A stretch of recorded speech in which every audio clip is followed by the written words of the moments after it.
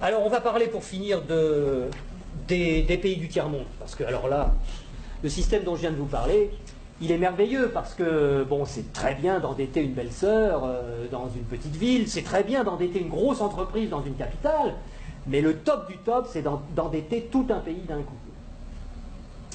Et là, il y a des spécialistes de ça, il y a le Fonds monétaire international, il y a la Banque mondiale, il y a l'OMC, qui ont des individus, des équipes particulières qui vont dans les pays pauvres, en général où on peut trouver des ressources qui sont utiles aux pays riches, des ressources minières, des ressources géologiques, des ressources énergétiques, du pétrole, etc.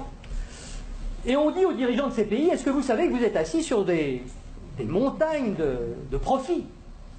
Mais comment vous allez faire pour les tirer du sol, pour les extraire? Vous n'avez pas d'usine, vous n'avez pas de route, vous n'avez pas d'ouvriers, vous n'avez pas de savoir-faire, vous n'avez rien.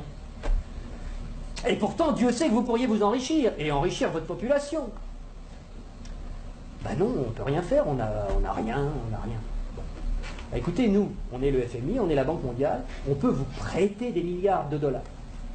Et avec vos milliards de dollars qu'on va vous prêter, vous allez pouvoir exploiter vos ressources et nous rembourser haut la main sans problème.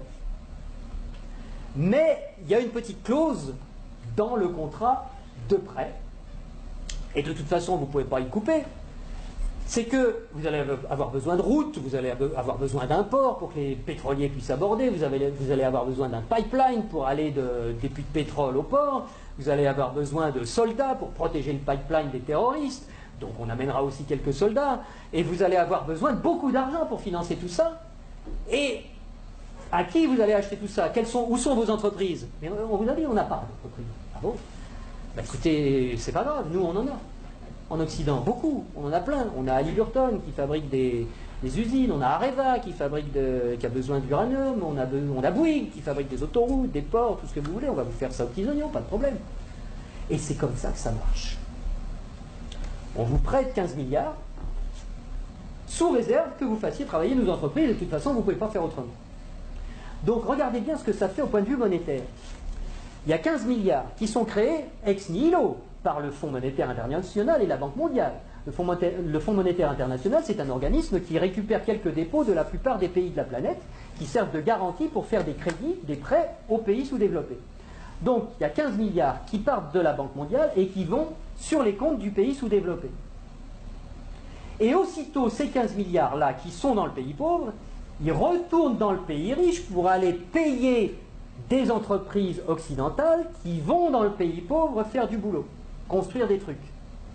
Du point de vue du pays riche, quand vous allez vendre des produits et des services dans un pays pauvre à l'étranger, pour vous, c'est quoi? C'est des exportations ou des importations? Des exportations. Voilà. Je vais aller exporter une usine, Areva, moi français. J'exporte une usine, j'exporte du travail, j'exporte des chars, j'exporte des fusils, j'exporte des outils, de l'outillage. Donc, ce qui est génial, c'est que les 15 milliards qui sont partis des pays occidentaux, qui sont allés dans le pays pauvre, il y a des services qui sont exportés par les pays occidentaux envers les pays pauvres, et l'argent, qu'est-ce qu'il fait? Il revient dans les pays riches, les 15 milliards, ils reviennent. Bon. Et donc les 15 milliards, c'est comme si on avait eu une belle-sœur qui avait emprunté 15 milliards et qui nous les distribue, puisque les ouvriers des entreprises des pays occidentaux, les actionnaires des entreprises des pays occidentaux, ils vont avoir plus d'argent grâce à ces 15 milliards qui reviennent. Donc ils vont les dépenser dans l'économie, ça nous fait des transactions nouvelles, de l'emploi nouveau, qui va ruisseler dans notre économie. Mais c'est pas tout à fait comme si c'était des belles-sœurs qui les avaient empruntées, parce que les belles-sœurs, il aurait fallu qu'elles rendent les intérêts, et donc qu'elles reprennent leur argent et qu'elles en reprennent le double, et que nous, on ait des nouveaux emprunteurs qui arrivent pour payer les intérêts des nouvelles belles-sœurs.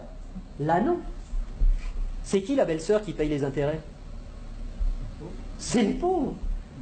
C'est les pays sous-développés.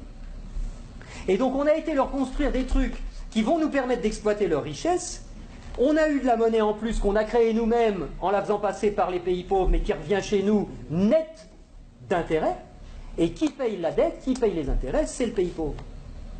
Et ils ont deux solutions. Soit ils empruntent à nouveau le montant des intérêts pour pouvoir nous les rembourser, ce qui double leur dette. C'est pour ça que des fois vous entendez des présidents de pays sous-développés qui disent « Mais c'est pas possible, on l'a déjà payé 15 fois la dette, comment ça se fait qu'il faut qu'on paye encore ?» Ben, c'est parce qu'ils ne peuvent pas la créer. C'est parce que pour rembourser des dollars, il faut qu'ils les empruntent. puisqu'il n'y a que nous, les Occidentaux, qui peuvent créer des dollars pour les endetter. Et donc, soit ils empruntent pour continuer à payer leurs intérêts, soit ils vendent leurs ressources pour presque rien. Ce qui nous permet à nous d'avoir le niveau de vie qu'on a, et d'avoir les ressources des pays sous-développés, qu'on a bien choisis parce qu'ils étaient riches en ressources dont on a besoin, et d'avoir le niveau de vie qu'on a, et d'avoir de l'essence pas chère, et d'avoir des iPhones pas chers, etc. C'est grâce à ça.